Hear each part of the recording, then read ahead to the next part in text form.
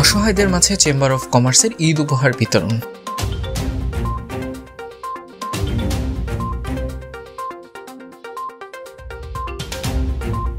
আসন্ন পবিত্র ঈদ উল ফিতর উপলক্ষে Rangamati chamber of commerce and ইন্ডাস্ট্রিজের পক্ষ থেকে 2 শতাধিক অসহায় ও দুস্থ মানুষের মাঝে ঈদ উপহার স্বরূপ খাদ্য সামগ্রী বিতরণ করা হয়েছে। শনিবার সকালে চেম্বার অব কমার্স ভবনে আয়োজিত অনুষ্ঠানে প্রধান অতিথি ছিলেন চেম্বারের সভাপতি অ্যাডভোকেট মামুনুর রশিদ মামুন। এ সময় চেম্বারের সিনিয়র সহসভাপতি আলী বাবর, সহসভাপতি নেসার আহমেদ, পরিচালক নিজাম উদ্দিন, শফিকুল ইসলাম চৌধুরী, জসিম উদ্দিন, আব্দুল কুদ্দুস, আব্দুল মান্নান সহ অন্যান্যরা উপস্থিত ছিলেন। এ সময় অ্যাডভোকেট মামুন বলেন, প্রতি বছর মাহে রমজান ঘিরে আমরা এই ধরনের উদ্যোগ গ্রহণ করি যাতে করে দুস্থ ও গরিব অসহায় পরিবার সুস্থ ও সুন্দরভাবে রোজা পালন শেষে ঈদ করতে পারে। তিনি সকল বিত্তবানদের দুস্থ ও অসহায় মানুষদের পাশে দাঁড়ানোর আহ্বান জানান। এছাড়াও জেলায় বসবাসকারী সকল মুসলমানদের পবিত্র ঈদ উল ফিতরের আগাম শুভেচ্ছা জ্ঞাপন করেন এবং সাধারণ ধর্মপ্রাণ মুসলমানদের পবিত্র ঈদ পালনে সহযোগিতার জন্য ব্যবসায়ীদের নিত্য প্রয়োজনীয় পণ্যের মূল্য বৃদ্ধি না করে স্থিতিশীল রাখার অনুরোধ জানান মামুনুর রশিদ মামুন।